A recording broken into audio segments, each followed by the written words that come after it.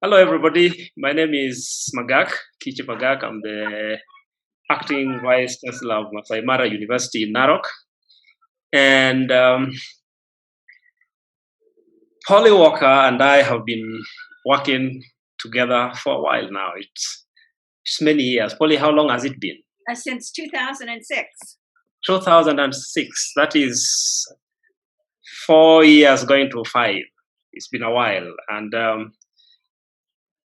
it's not only Polly and I who have been working together. This has been a big team, really. I met Polly through a friend of mine called Cynthia Cohen. We all call her Cindy. She's based in Brandeis University in Boston.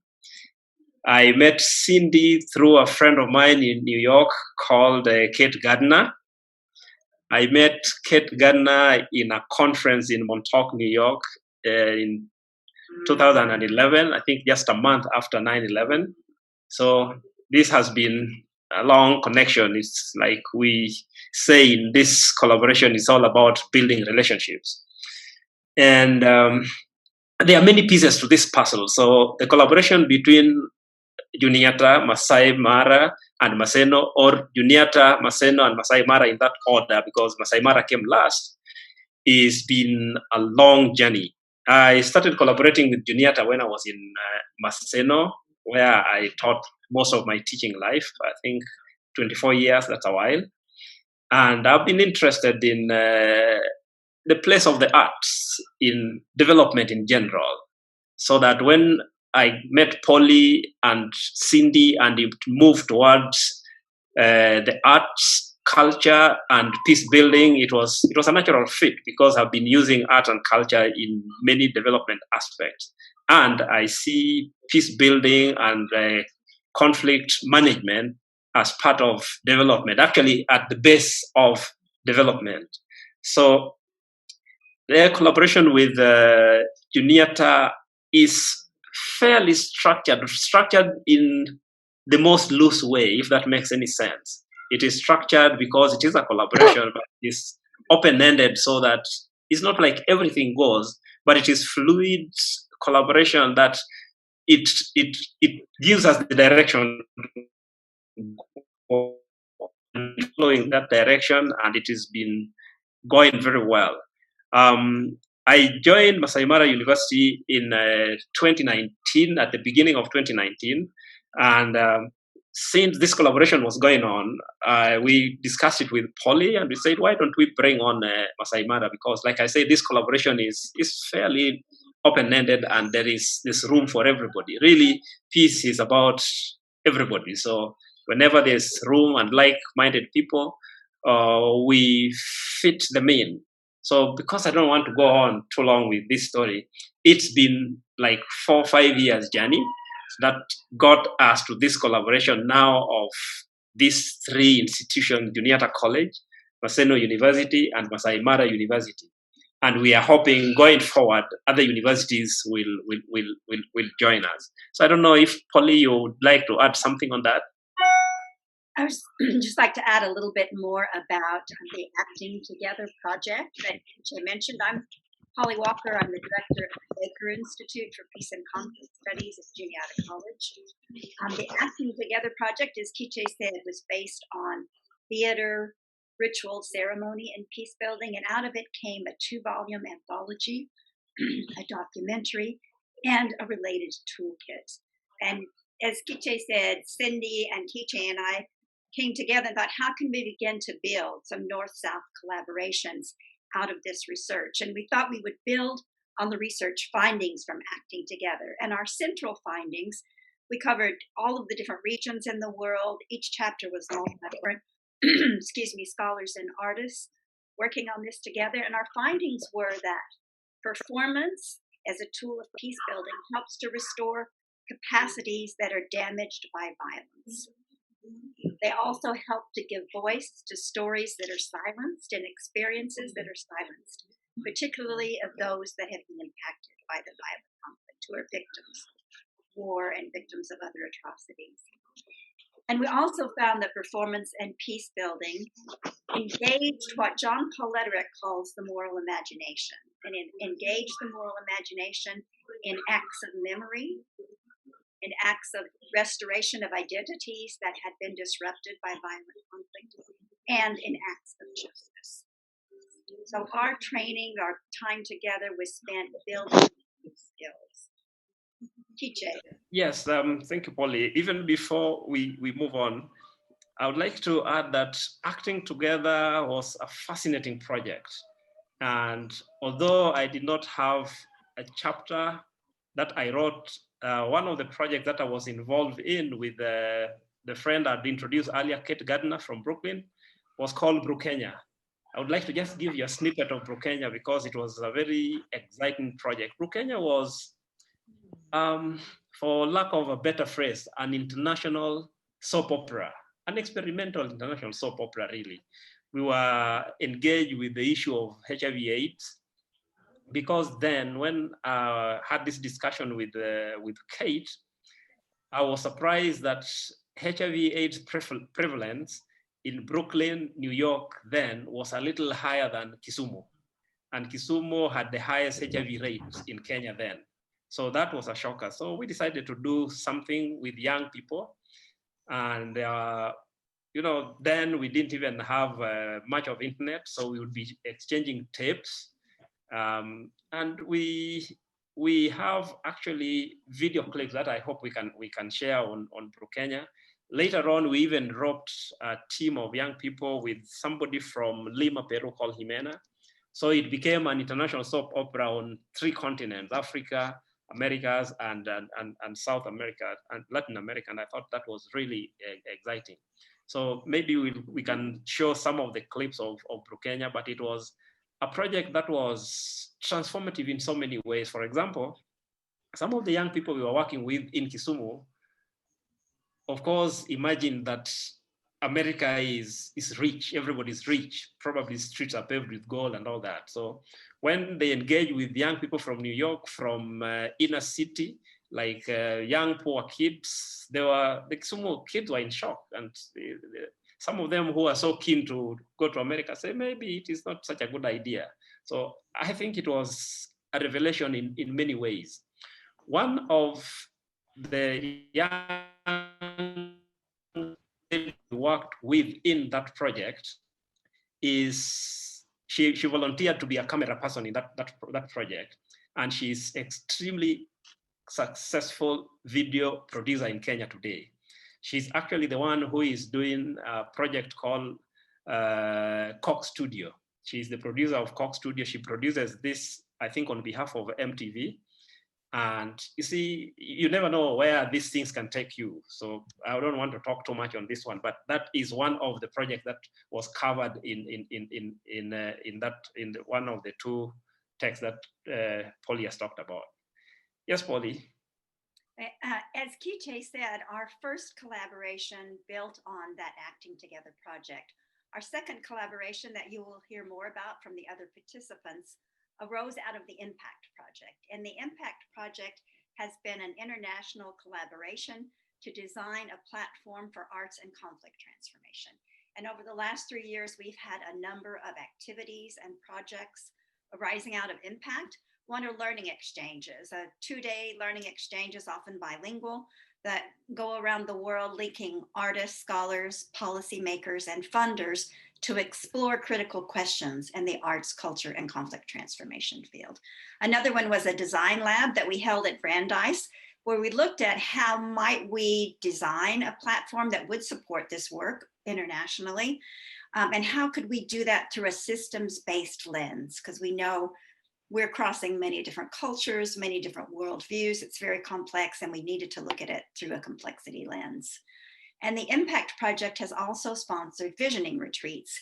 And I think it was out of one of these visioning retreats that we sang up this second collaboration, where the Kenyans came to Brandeis and shared their expertise in doing research in arts, culture, and conflict transformation within Kenya. Yes, that was actually, Susan, before we go on, that if you could go back to that slide,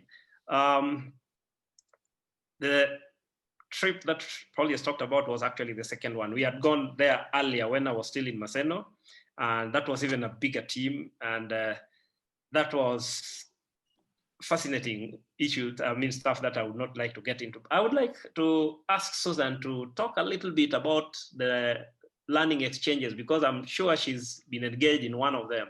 So Susan, would you like to give us a little more flesh on the learning exchange because we have had a number of learning exchanges, but I know Susan has been engaged in one. I think she's been coordinating one. So maybe you can give us a little insight into what is going on in these learning exchanges, really. We actually take this, thank you, Kitche, we actually take this as part of the offshoots of these collaborations, and we will speak to the learning exchange later on in the presentation. So if we can just hold on and allow us to get there, then we can talk about them. All right, it's coming. Okay. Yeah, that's a clever way of escaping me, thank you. All right. Yeah, the collaborations. I like the word collaboration. It's I wish the world would collaborate more. Some of these crazy wars and conflicts that we have would not be there really. But we are better at talking about collaboration than actually doing it. The collaboration we have with Cindy, with Polly, is really deep mutual collaboration. It is collaboration that is basically between what is called the Global South and Global North. And Global South is where we are located as the African continent. And there's been, because of our levels of development, especially economic development, the Global North has always been the dominant paradigm. And so that when there is a collaboration between the Global North and the Global South, it is really not an equal and mutual collaboration. The Global North seems to dictate the pace, and Global South, I don't know, because of our lack of development to that stage, we tend to be followers. We are trying to not even flip the script in this one. We are trying to develop truly mutual collaboration where you give what you can give at the same level. I don't know if equity is the word, but we are developing collaboration where even distribution of resources is an issue in the sense that the Global South may not have the capital or the economic resources that is needed to push some of these projects forward, but they have a contribution. And that contribution is not necessarily monetary. There are many peace building initiatives that are from the Global South that have not been given platform simply because they don't have a voice on that table of mutual collaboration. So in this collaboration, we are trying to do something that is not different, but it is something that we want to believe is genuine. And this is not to say it is perfect, but we are aware of the weaknesses of the collaborations between the Global South and Global North. I don't know, Paul, if you want to add something to that. I'd just like to tack on a little bit in that part of this is all taking place through a post-liberal peace-building lens, and that's the purpose, to disrupt that hierarchy where it's assumed or at least projected that somehow the expertise lies in the North. And we know that expertise lies in the local. And we've tried to engage both local worldviews here, where I am on the lands of the Juniata Aga, the people of the Standing Stone, the Oneida Nation, and local worldviews around Maseno University and Maasai Mara University. Yeah, and I would like to see this collaboration as two partners holding hands together instead of one partner holding the hand of the other. And we are working on it, we are building it, and we believe we are getting somewhere. All right, there you go. So the journey that Polly and Kitche has talked to began 14 years ago, as Kitche said, in 2006, if I got it right, Kitche. And so for us, we are beneficiaries of that collaboration and that journey that Kitche, Polly, Cindy, and the rest have walked. 3 years ago, I think, is when Maseno University through Kitche and Poly came onto board. And we had the first meeting in Juniata, the Becker Institute of Peace and Conflict Studies in 2017, June 2017.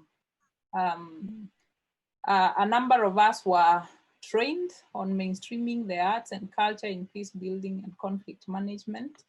And at the time, it was just the Maseno University team. Kitche was still in Maseno.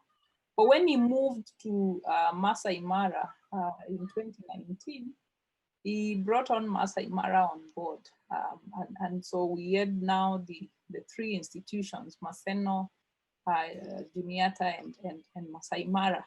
And so in January of last year, 2020, sounds too far, the year is just beginning, we had the first meeting of the 3 institutions at Juniata. So these 2 meetings, conferences or workshops of some sort, were sponsored by the Becker Institute.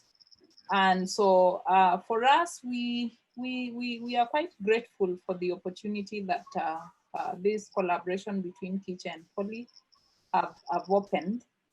This is the team that was there in Juniata in January of 2020. The team from Maseno, Maasai Mara, and Juniata.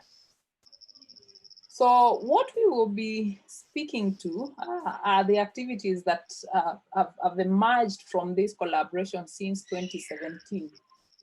When the team that went to Juniata in 2017 came back in June, they got into proposal writing as a way of expanding the ideas that they had gained from the training. And so a research project was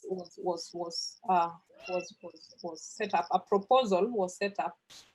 The title of the proposal was Harnessing the Potential of Retirees in Peace Building and Conflict Management through Cultural Art Forms at Community Level in Kisumu County. The team wrote this proposal to completion, and as we speak, the proposal is ready. We're just looking for funding to start the project. So this is just part of the activities that part of the initiatives that were started since the beginning of this journey. So the idea here and how we see it, it is an idea of enhancing scholarship and practice in the arts, culture, and peace building and conflict transformation. And for the 3 teams, now we have Maasai Mara on board. What we'll be speaking to is how this collaboration has unfolded, the research activities, the engagement of students and staff and communities of practice, so that we see how this collaboration is building the teams to come up with initiatives that speak to the field. And as we shall see, the activities are aimed at engaging students, not just the staff, but the students and even the communities around the institutions. So I will introduce Juliet to speak to us about the recent joint proposal that we are working on since our visit to Juniata in January of 2020. Juliet. Thank you, Susan. So as you said, following the peace building workshop that we attended at Juniata College, the Maasai Mara ecosystem was identified as a potential research area. And this was due to the fact that although being cosmopolitan, with many communities residing in the area, original occupants that include the Maasai and Oge communities have continued to claim their right to ownership of the land in that area. And the land comprises the Maasai Mara National Reserve, we have the Mau Forest, and several Maasai conservancies. So the Mau ecosystem has continued to experience periodic clashes, both ethnic and politically instigated. And therefore, it is important to note that these clashes have continued in spite of the existence of peace-building initiatives that have been carried out in the area by both governmental organizations and community-based organizations in the area. Therefore, having considered recommendations put forward by various studies on conflict in the region, where it has been proposed that effective strategies that can be used to reduce conflict in the area need to be multifaceted, and that they should incorporate various variations based on the intensity and type of conflict being addressed. Masai Mara and Maseno University, developed a project concept titled Towards a Conflict-Free and Conserved Mau Ecosystem for Sustainable Livelihoods Mitigation Strategies. Yeah, as is being shown. So the concept proposes a transdisciplinary approach to analyzing the conflict in the area and in presenting possible mitigation strategies that can be used in the area. And this is based on the fact that the conflict in the area has recently been broadly categorized as human-to-human conflict and human-to-wildlife conflict. Therefore, the proposal will focus on a people-centered intervention approach as a possible strategy that can be used in the area, as opposed to what has been used by the government previously, the command and control approach. And it is good to note that this approach that has been used by the government, it has been recorded that it hasn't yielded any success. So we hope that this project going forward will therefore enhance possible strategies that can be used in the area. Yes, Juliet. So that's just part of the activities that we are currently doing, collaborating in joint proposal, right? What is happening in Masai Mara? Before the collaboration of the 3 universities in a joint research project within the Mau Mara region, there have been several peace initiatives through drama and theater by the local NGOs, public and private universities, and the national government through the National Commission for Integration and Cohesion. The local NGOs initiatives are manifest through groups such as Amani People's Theatre, which engages in participatory theatre, merging performance art, peace education, reconciliation dialogues, and traditional African performances to fashion peace stories. The public and private universities are represented through the Kenya Universities Performing Arts and Film Association, known as KUPA, which organizes an annual regional competition with thematic areas on peace building and national cohesion.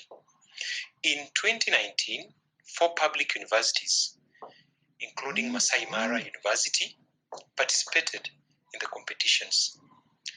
The national government initiative is reflected through the National Commission for Integration and Cohesion, which sponsors cultural festivals, including KUPA, to advance messages on peaceful coexistence, tolerance, and acceptance of diversity. The performances during the 2019 Kenya Universities Performance Arts and Film Association, KUPA, at Masai Mara are captured through the slides, where we have group performances, that is plays, performed within the proscenium act theatre. The lower slide captures the participatory theatre in an open arena where the participants engage members of the public to promote peace messages. The performances by the Kenya Universities Performing Arts and Film Association in the 2020 Drama and Film Festival within the Rift Valley region are also captured. The slides capture the solo performances that is mime, the first one being the mime, and the second one being the Soul of Us. All these performances aimed at promoting peace within the region. He's from Masai Mara University. I'll call on Bryson to tell us what is happening at Maseno University out of the activities of collaboration between among the three universities. Bryson? Yes, thank you, Susan. After our first Juniata training on mainstreaming arts and culture in peace building, we in Maseno, when we came back, we thought the first challenge was to have a strong and vibrant performing arts community within Maseno who would be committed to using arts and culture in peace building. So we established a team and went on to invite and extend the spirit of collaboration that Juniata had inculcated into us. So the first event that we had here was the Sigana Storytelling International Festival. Sigana is a Luo word for the art of storytelling. This is an art that has been with the people. It's a traditional art that has been with the people from time immemorial. So we had a one-day festival that was held on 8th of June in Maseno University, and it involved participants from South Africa, from India, and others from Nairobi, Kenya. And the genres of arts that were used, that were displayed during this festival were spoken word poetry, songs, skits, storytelling, mimes, dances, acrobatics, and fine arts. And we exploited the potentials of these genres in introducing to do with peace building, national cohesion. Emerged out of this international piece. Next slide, Susan. Yes, here we can see participants on stage. Some of the participants during the Sigana festival. On the left is Shari Martin from Mumbai, India, Nairobi, and performances. And here are two students from the Maseno Arts and Peace Building team. When we came back, we formed a team called as the Maseno University Arts and Peace Building team. These were mainly the people steering the general organization from the ground at Maseno University. So here we have two of the students performing a skit. I remember very well, this was a skit that was interrogating issues to do with the domestic violence and how to introduce and inculcate conflict transformation mechanisms to handle domestic violence. And I think this skit was very well received by the university students. Then after the Maseno Storytelling Festival, we participated in a UNESCO Culture, Arts and Peace Building Festival. This was in 2019. The Maseno University Arts and Peace Building team, in collaboration with the UNESCO Club of Maseno University, had participated in a 6-day festival that brought performers from all over the 47 countries to perform artistic renditions that were used to pass peace messages.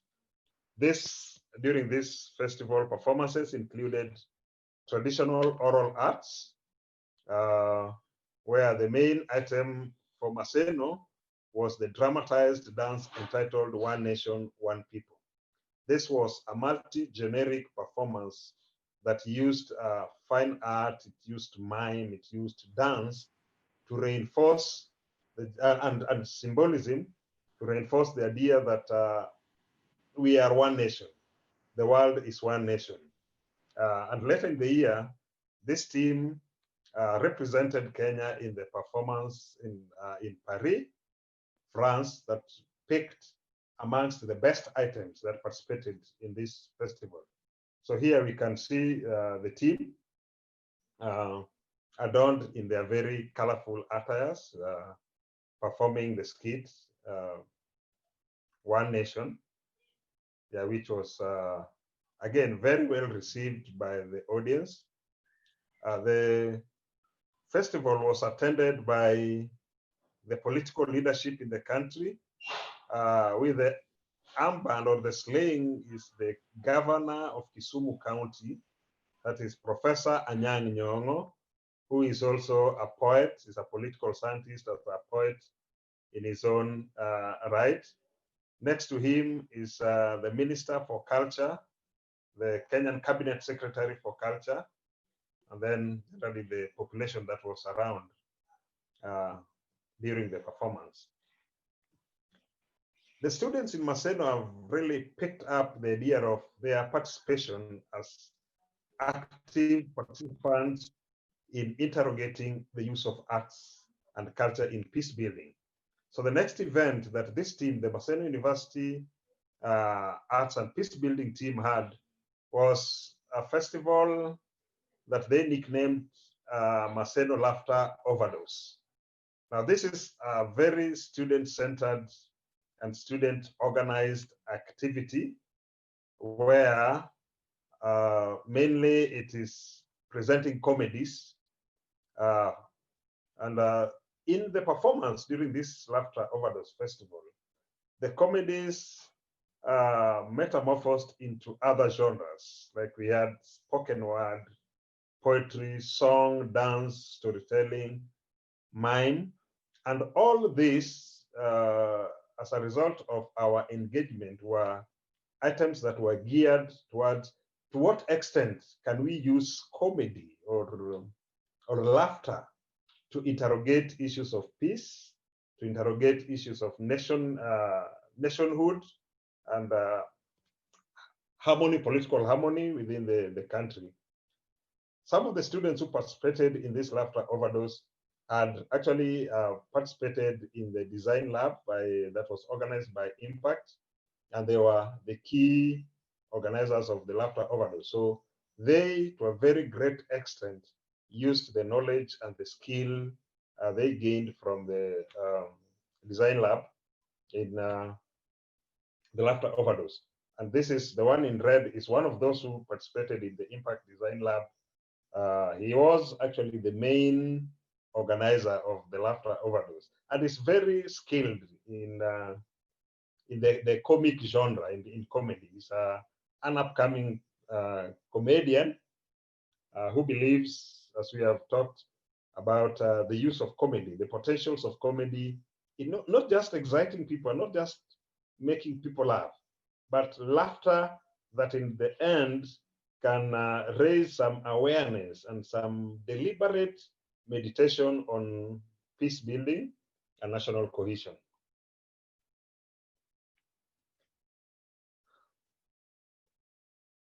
Bryson, you want to speak to this before I play it?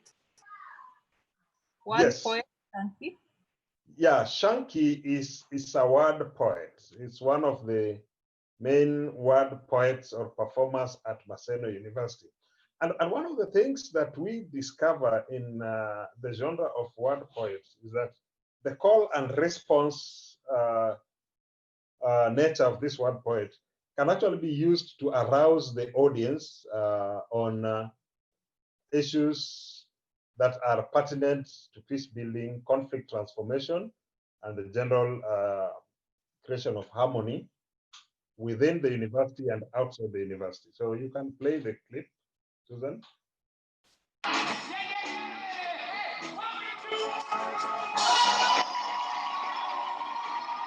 Yes, this is Shanky. Shanky arousing the audience in the performance.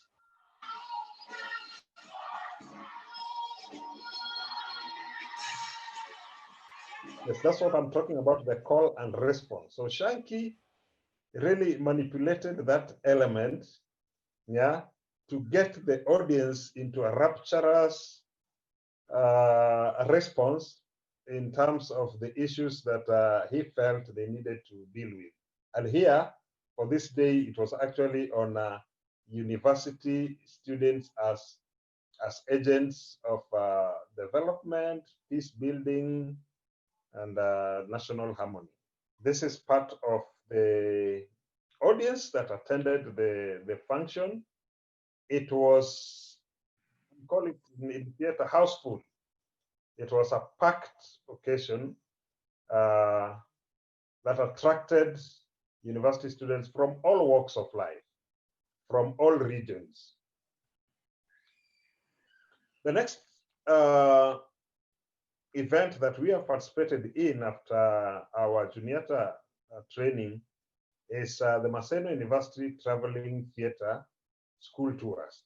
Now, before our training in Juniata, the University Traveling Theatre had been there, but after the Juniata training and after our engagement with mainstreaming arts, culture, and in peace building, we tailored our tours, our school tours, towards leading the students in the schools that we visited to be more proactive in terms of peaceful conflict resolution and conflict transformation mechanisms.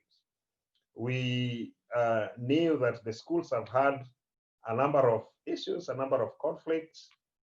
So the team has toured a number of schools, and the audiences that we have encountered in these schools have been quite encouraging, not just in terms of receiving us, but in terms of their response and their ability to really pick up our sometimes hidden agenda, which is peace building and positive or non-violent conflict transformation mechanisms. This is a performance in one of the schools. This was a makeshift audience, a makeshift stage. One of the things that we have really emphasized with the students is, we use the various stages that we encounter, theater in the round, or the proscenium arc. We just perform where we are able to interact more closely with the students. Then there was also the Maseno University Let's Vibe Arts Program. Again, this is a students' initiative that brings on board word poets, comedians, musicians, dancers, and other artists together. The two issues on which the performances have evolved so far are on youth sexuality and youths as agents of peace. We have had performances in 4 other public universities, that is Egerton, Moi University, Jaramogi. Yes, and the overall aim is to have, with time, is to have a network that encompasses up to 20 universities from across the country. We believe this will be enhancing the ecosystem, the peace building ecosystem. This is the same Chunky, the word poet from Maseno University, performing now here is performing in Eldoret University, about 160 kilometers from Maseno. So this for us is growing the collaboration that we can have our students moving to the next university and performing together with other artists and building that general collaboration. The clip, you want to speak to it about the student artists? Yes, it's again the same student engaging the audience in terms of their performance and building on issues that would sensitize the students on matters to do with conflict transformation and peace building. You can play. Yeah, Bryson, the clip is in Swahili, so some people might not quite understand the language, but it is a short clip. Swahili is a language that is commonly used in East Africa. So play it. Yes.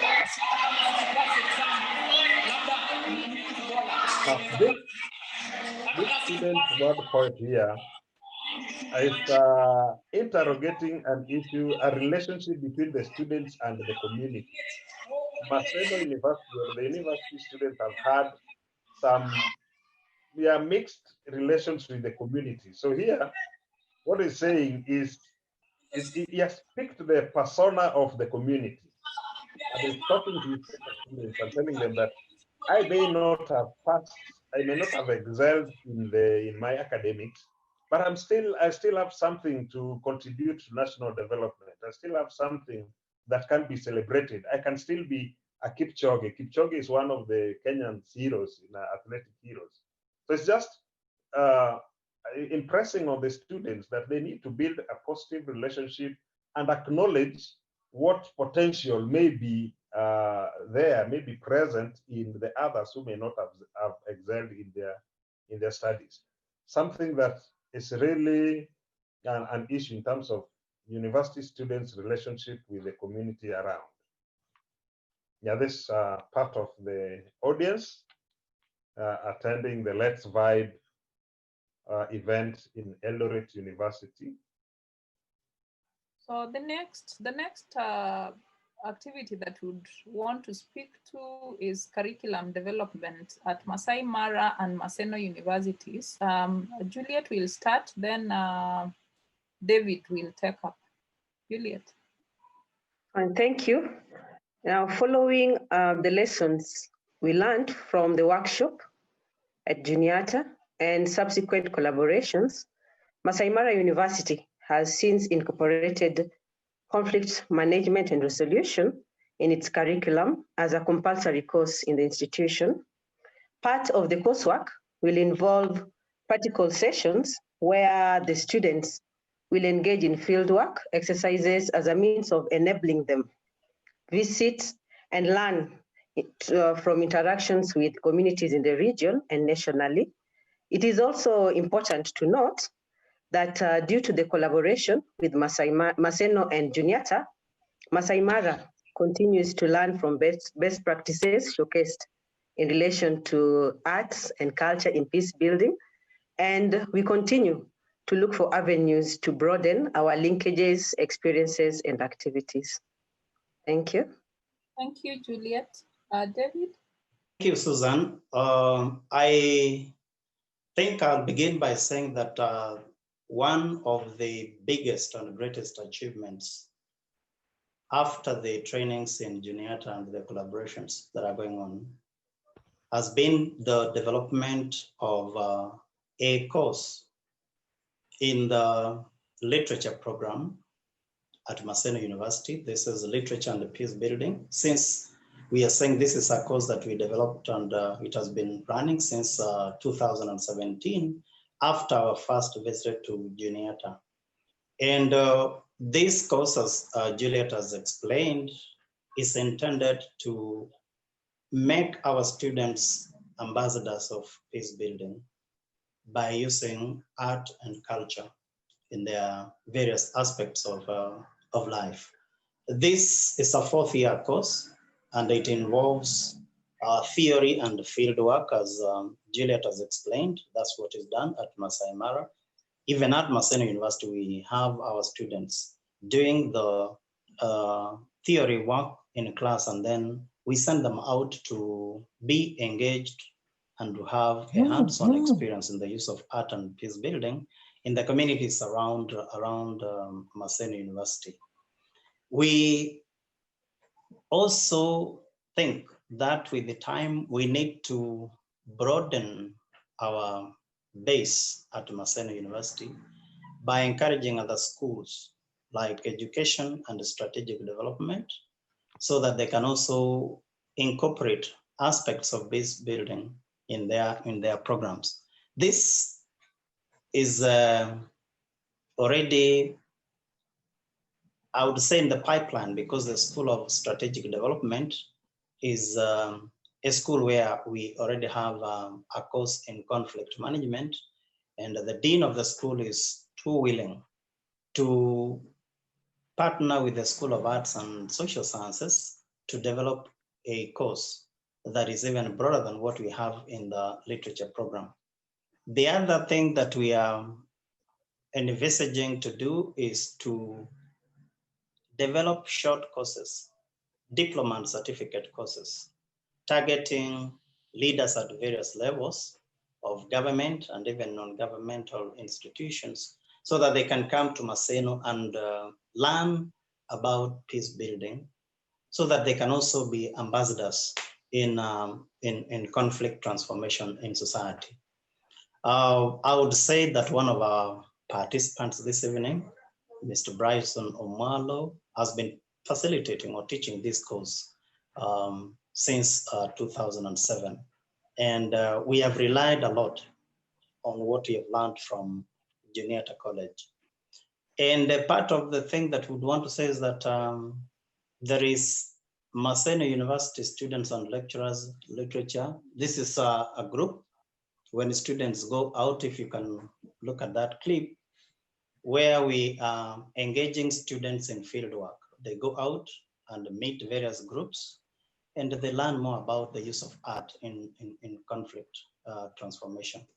Yeah, the same students taking this course called Ali 402, and they're engaged in fieldwork. They're interviewing people. They are collecting stories, narratives, I would say proverbs, whatever that it is that has a bearing on peace building. So these are our students. They are fourth-year students who are engaged in collecting data relating to peace building. Thank you. Yes. Thank you, Professor Ongarora. The activities that we are engaged in Maseno is communication between or among students, the police, and the community around the institution. And this is born out of the fact that more often students, when they feel disgruntled, they go on strike. And so the strikes are a source of conflict, because when they go on strike, they vent their anger on the communities around. And of course, the police is called to calm down the students. And so they see the police as enemies. So we thought one way of bringing these groups together, the student population, the community around Maseno, and the police, is to bring them to a point where they can speak with each other and, you know, share ideas on how they can resolve conflicts without necessarily going violent. So what we did is that we visited the officer that is in charge of the police station in Maseno, just to express that we feel that these three groups, the students, the police, and the community, need to start a conversation that then helps to resolve crises or problems in a very peaceful way. And when we talked to him, he was quite willing to engage with the institution community around. So by just visiting and explaining to the officer in charge what we felt, we thought that it is a step forward, and we think that this is something that should be carried forth. We cannot do this as a group without engaging the administration. And so part of the things that we're talking about and thinking through is how to get the administration of the university involved, so that then they can push this debate and discussion forward. One of the other things that the student population faces is insecurity from the community around. Once in a while, you'd hear that a student has been raped, a student has been robbed, and once this happens, then they vent their anger on the community around. And so bringing the three groups together, the community around the institution, the students, and the police, we feel that this is going to resolve some of the problems that bring conflicts into the environment. And so these are talks that are going on, and this happened after the very first visit to Juniata in 2017. One of the things, and I think this is what Kitche was asking about in the beginning, whether we can speak to certain things that have happened as a result of the collaboration between him Poly and the extended research community. One of those things are offshoots, what we are calling offshoots of the collaboration. And I will ask Juliet to speak to what is happening in Masai Mara. Then I can speak to what is happening in Maseno. Juliet. Okay, thank you. As an offshoot of the collaboration, last year, Masai Mara University was able to take part in an inter-university poetry competition organized by the Universal Peace Federation. Now, this competition focused on creating peace ambassadors among participating students. And this therefore introduced our students to peace building and how they can play a part or be part of it. The institution, that is Masai Mara, has also developed a proposal seeking for the establishment of an arts, culture, film, and media resource center. It is envisioned that this center will be used in promoting art in its various forms, such as theater, drama, music, and even the curation of cultural artifacts from surrounding communities, and has been advanced by UNESCO. We hope that this center will also enable the transfer of indigenous knowledge among the students, members of the surrounding communities, nationally and even internationally. Thank you, Susan.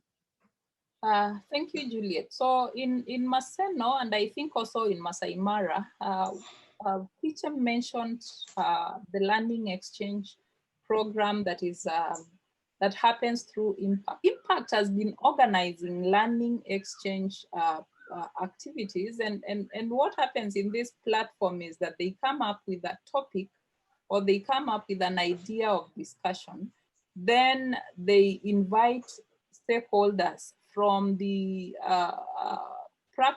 practical world, from research institutions, from think tanks, from different organizations. And the idea is to bring these people together to discuss this particular topic or this particular idea that has been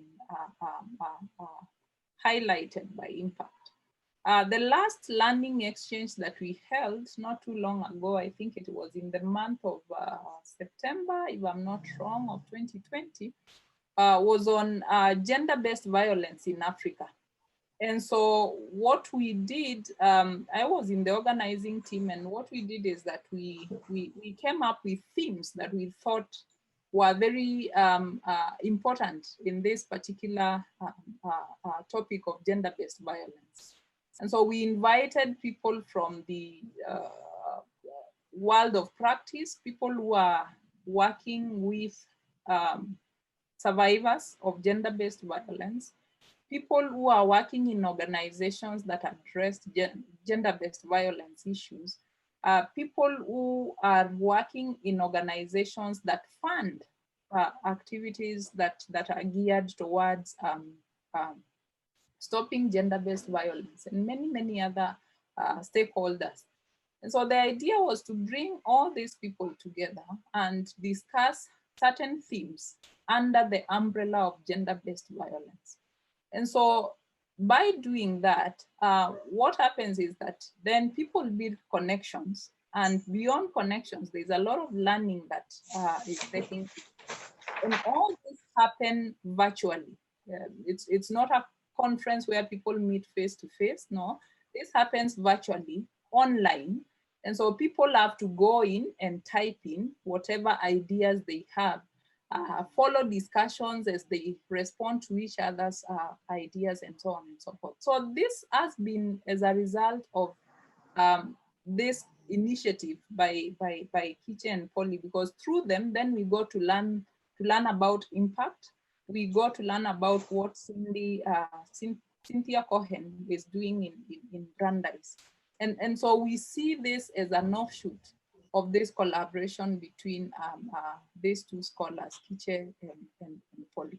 And so a number of us have been taking part in this learning exchange program, either as participants or as facilitators.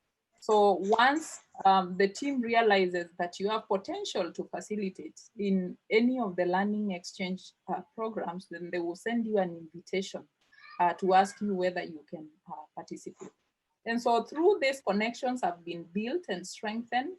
And so we see this as a platform where we can now start to imagine how we collaborate, not just in terms of conferences or workshops, but also in terms of research activities.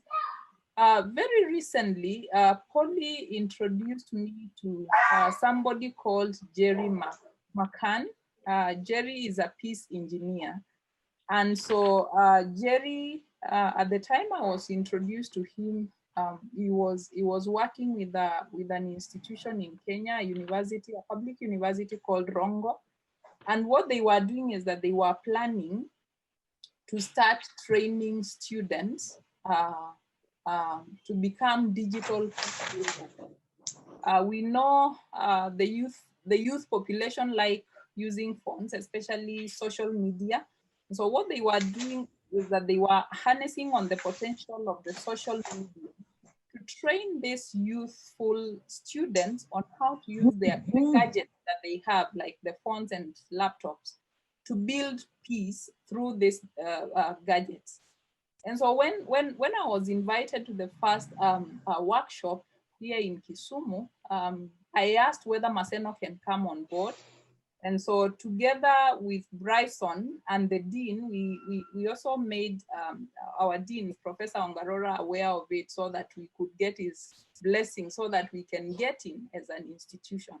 So together with Bryson, we brought a team of about 10 students, if I'm not wrong, Bryson, on board so that then they could be trained together with the students from Rongo University. And after the training of the Maseno students, we thought we needed to include more institutions. And so we ended up training 60 students from 6 different public universities on how these students can use their phones to build peace, what we are calling digital peace building. So we had this hashtag that we associated with the group. We are calling the house or the home of this digital peace building Maskani, which means home. Then we had a hashtag Nguvu Pamoja, which is Swahili for energy together, bringing the energy together so that then we can build peace. And so we had students speak to different issues about, politics, gender-based violence, and even COVID. The issue of COVID-19 was trending, and so the students were using that platform to learn how to build peace using what they have on their hands, that is their phones. And so if we look back and we were having a chat with Bryson, and we were saying, we look back at what we were able to do since March of 2020 until the students graduated in August 2018, we were discussing and saying that this is as a result of our meeting our colleague in Juniata, Polly Walker, and the collaboration that this is bringing on board. So we were looking at it as an offshoot of this initiatives or of this collaboration. So for that reason, Polly, we are grateful to you. Many students have benefited because of just you connecting us with Jerry, and we appreciate. We are quite ambitious. We are looking at our future, and we feel that we are quite ambitious, which is good. We are thinking of many things. This is not the best of slides, it is crowded, but these are the things that we feel we should be doing in future, like holding festivals on arts, culture, and peace. We are planning to support students' associations. This is already happening, because as Bryson said, the traveling theater has been there.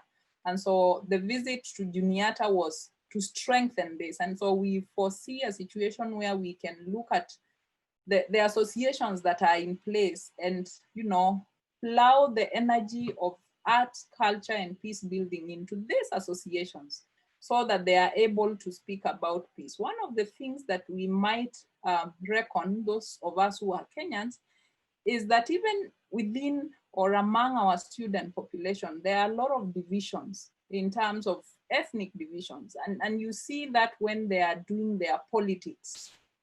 And so just using these associations to build a culture of peace, a culture of conflict transformation through arts culture is something that we think will work well. The Dean, Professor Ongarora, has spoken to developing short courses on peace building. This is something that we foresee not just in our schools, but even beyond our schools where we are based. And he has given an example of the School of Development and Strategic Studies in Maseno. We are also thinking of establishing, you know, collaborative training and research that is not just a one-off thing, but every other year we have these trainings that then help us build the culture of peace and also train people on how to transform conflict without necessarily going into violence. Of course, when this is done, it is easy for us then to start thinking about how do we tell the world what we are doing? How do we start documenting and publishing what it is that we are doing? So thinking about avenues of how to publish the activities that are happening. And I think that there is a talk, even as we do this presentation, there's a talk about this anthology, and Kitche and Polly and Bryson might be aware of this. So this is something that we are already discussing. One of the other things that we might want to do is that we need to direct our energies into places where we feel, especially communities where we feel they can benefit. And one way to do this is to look at the conflict-prone regions and ask ourselves, what is the potential of art? What is the potential of culture as tools for conflict transformation in these regions? And there are many of them in the country. And so if we direct that potential to the right places, we think that we can transform conflicts. And finally, I've already highlighted this. We can't run away from digital media. It's something that is with us. It is here to stay. So then how do we harness the potential of digital media and social networks in a way that then we can channel the potential of arts and culture for conflict transformation? I'll invite Polly and Kitche to wrap it up. Kitche. Thank you, Susan. Polly, would you like to go? Yes, I would like to say that I just want to say, building on this rigorous and complex work that's taking place in Kenya, I want to clearly articulate that the Baker Institute is learning from and benefiting from this work. Both Kitche and Susan have spoken in classes at Juniata College. Kitche has mentored research students there. He's one of our resident fellows for the Baker Institute and has worked with faculty, staff, and students there. I think my aim for this and what I see happening in classes and amongst faculty is to disrupt the hegemony of Western approaches or approaches from the global North. Those are often the voices that get the most coverage in publications, at conferences, et cetera. And therefore, a student in peace and conflict studies may assume that this is the only worldview or that this is the way to do peace. And students in the classes at Juniata College learn it's one way. We're going to learn from Kenyans how they are building peace and become more aware of how the power imbalances around the world have actually made work in the field of peace and conflict studies less effective than it could be. So students learn to recognize and come to understand more deeply their own worldview, which quite often is out of awareness level. They assume it's normal, and they learn to at least begin to understand the worldviews that they see in operation in the conflict resolution in Kenya. I know I screened one of Susan's videos in our Introduction to Peace and Conflict Studies course this semester. And it really helps students to begin to grapple with, okay, the worldviews there are different from the worldviews we might engage in a community conflict in Pennsylvania. Therefore, we can't import ours somewhere else without committing a form of structural or direct violence. So we are learning as much from the Kenyans as the Kenyans may have learned from the collaborations thus far. Yes, I see this collaboration as a very young and promising tree that has been planted, and the ground upon which it has been planted is called peace building and conflict transformation. And like any other young tree, it needs nurturing, it needs watering, it needs tender care. But it's a tree that has a huge potential. And this potential, like Polly has said before, it is a collaboration that is embodied in, embodies moral imagination through basically three ideas. That is making space for the creative arts. And once we nurture this tree and its branches, and you can see the branches and twigs in Kenya already happening. Some of them are even lost track, but it is a beautiful thing happening. If we can nurture this tree to create space to build peace and transform transform conflict, then it will be worth it. Secondly, this collaboration, and for me, this is one of the most important, is based on relationships. You see, we are here because of my relationship with Polly Walker, with Cindy, with Kate Gardner. And you see now the network is so huge that I don't even know a fraction of the people in the network. I know of what they're doing, and they're doing fantastic things, but I don't know them. It is based on, small relationships. So as we build peace, as we create environments for conflict transformation, we must insist on the primacy of relationships. That is crucial. Thirdly, there must be a willingness to risk beyond non-violence into possibilities of peace. Violence is very easy. When something happens, the gut reaction is to be violent, because it's a way of protection. It is contestation for space. And actually, violence, in my opinion, is based on contestation of whose truth is more truthful.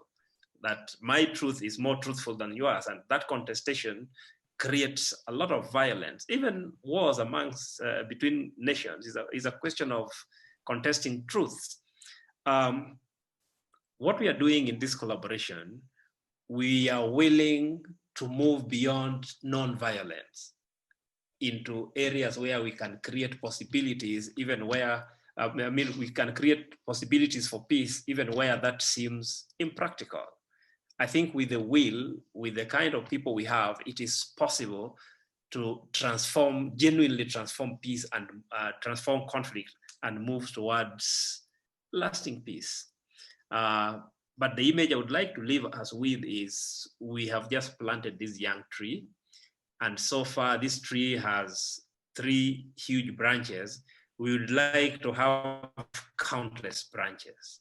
Thank you. Polly?